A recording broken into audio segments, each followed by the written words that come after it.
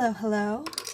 I have finally gotten my hands on the Silver Black Velvet Voyage travel brushes, and today I'm going to be testing them out for the first time. The regular Silver Black Velvet brushes are a staple in my painting workflow, so I am really excited to see how these compare to the travel versions. I've had these ones for several years now, and despite a ton of use, they still work great. They come to a great point still. They've gotten a ton of brush mileage, and I still just really enjoy using them. And for the Voyage brushes, these are really expensive, so if the painting experience isn't like just as good as using the regular versions, I am going to be incredibly disappointed. But, you know, I've heard good things, so hopefully they'll live up to the hype. But these are a size 6 and a size 8 because those are the sizes that I use the most, both in the studio and out and about.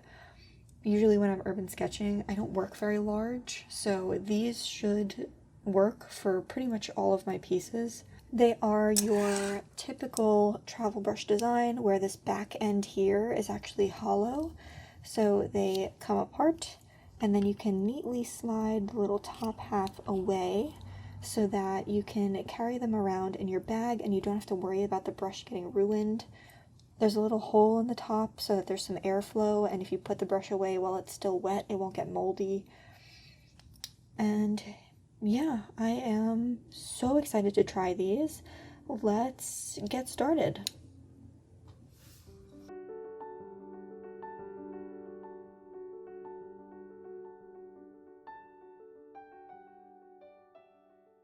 Alright, so before I go on a little trip to try these out, I'm going to do a quick comparison between the regular Silver Black Velvet brushes and the Voyage brushes.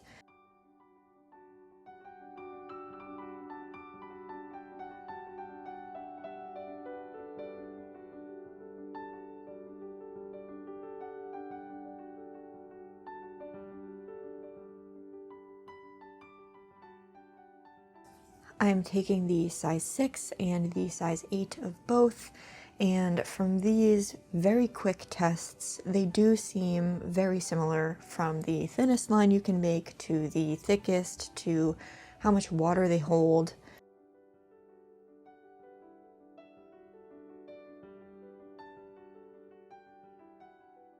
If the thinner lines on the Voyage brushes seem like they could be a little bit thinner, I think that's actually probably more due to the fact that my regular brushes are several years old and have seen a lot of use.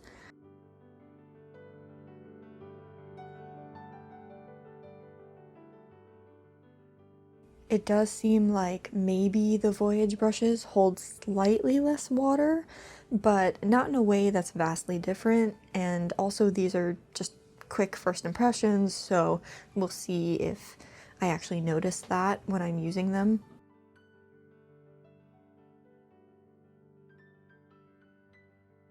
To try the brushes out and about, I figured I'd do a quick trip uptown to the Met and had myself a little museum and cafe day.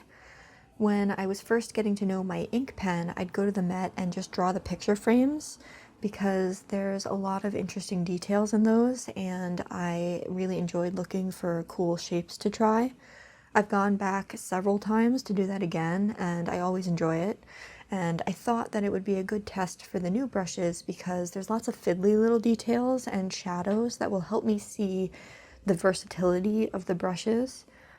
I often end up in the European Painting Gallery since it's easy to get to and has a lot of frames.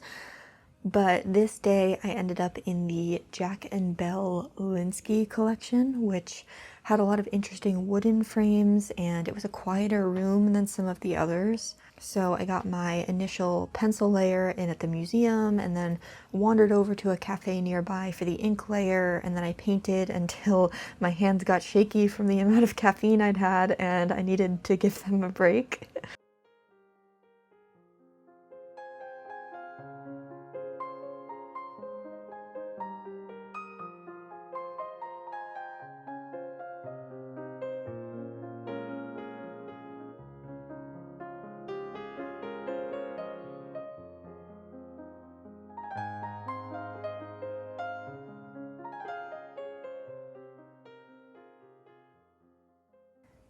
All in all, this was a really enjoyable painting process.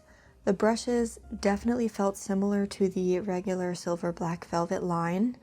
The weight of the brushes in your hand is definitely different because of the hollow back, but that's not unusual for a travel brush just because of how they're made. They were able to get the thinner lines in no problem. They held a lot of water. I had a fun time painting with them. If I had to say one thing that I didn't entirely love, I'd say that the back section does feel kind of thin. It's not that it's not sturdy enough, but for a brush as expensive as it is, I think I would have preferred if that hollow section felt sturdier. The Princeton brush I usually use has a thicker, entirely metal back section, and I've never been worried that that brush might get dented if something fell on it the wrong way or something. And to be clear, for the Voyage brushes, I'm not worried that me holding the brush wrong would dent it or anything, or that it's necessarily going to easily get ruined, but it does feel a little bit more fragile than I would want a $40 brush to feel.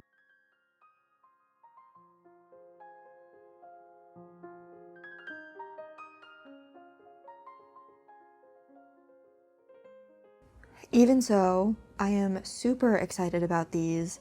I'm going to be updating my urban sketching kit soon since the weather is getting nicer, so keep an eye out for that. But I can already tell that these will definitely be a staple in the kit for the coming season, and I'm looking forward to getting to know them better. I hope this video was helpful, and if you enjoyed it, please leave a like and consider subscribing if you want to see more from me. If you've tried these brushes, especially if you've had them for a while, I'd love to hear how your experience with them has been. I'll link the brushes and the supplies I used today in the description below in case you want to learn more about them. And yeah, thank you so much for watching, and I'll see you in the next one.